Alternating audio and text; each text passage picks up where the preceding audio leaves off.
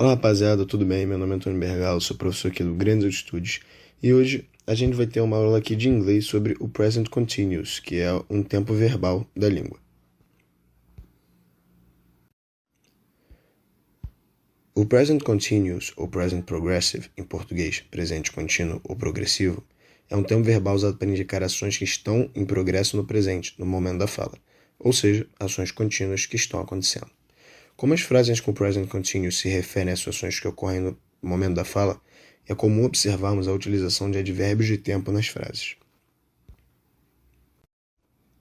Na língua portuguesa, o Present Continuous Tense corresponde ao gerúndio, o qual possui as terminações ando, para verbos como andando, levando, achando, endo, para verbos como comendo, ardendo, fazendo, e indo, para verbos como gerindo, caindo ou sorrindo.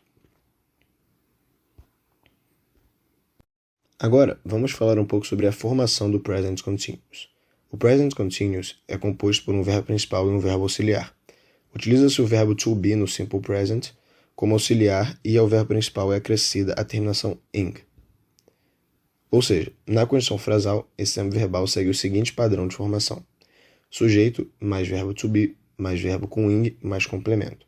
A exemplo, she is watching TV. Ela está assistindo TV.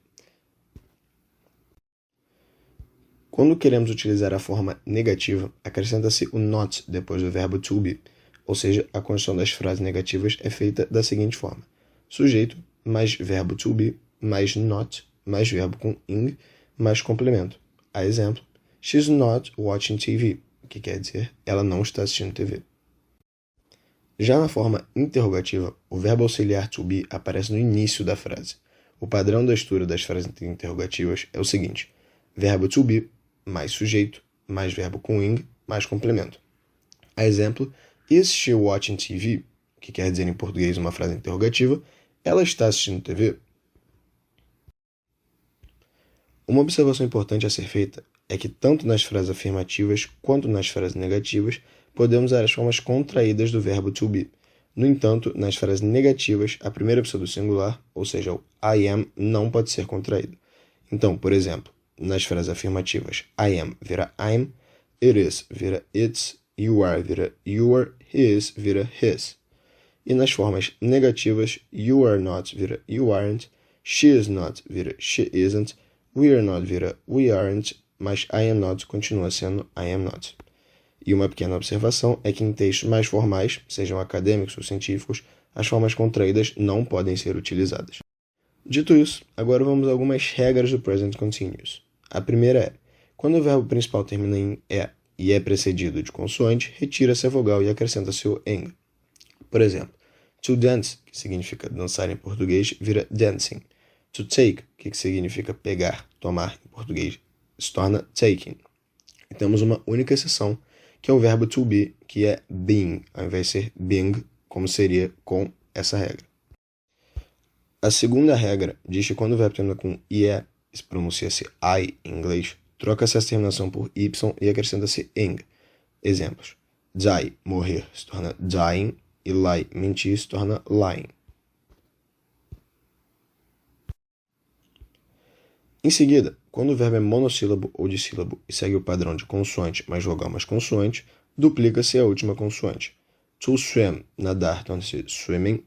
To travel, viajar, torna-se traveling. E to cut, cortar, torna-se cutting.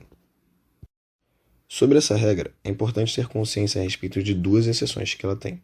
A primeira trata-se de quando a última consoante é W ou X, que nesse caso as mesmas não são dobradas. A exemplo, to snow, que significa nevar, vira snowing, sem outro W, e to fix, que significa consertar, vira fixing, sem outro W também. E a segunda exceção vem quando, se a sílaba tônica for a primeira, não se dobra a letra no final, acrescenta-se somente o ing. Exemplos: open, que o O é mais forte, abrir, torna-se opening, e happen, que a primeira sílaba também é mais forte, ou seja, a sílaba tônica, torna-se happening. Por último, um tópico que se deve prestar atenção é que não é muito comum usar verbo de estados, como agree, que significa concordar, need, que significa precisar, believe, que significa acreditar, know, que significa saber, e like, que significa gostar, no Present Continuous. E essa foi a aula de hoje. Espero que vocês tenham gostado, aprendido um pouco mais de inglês.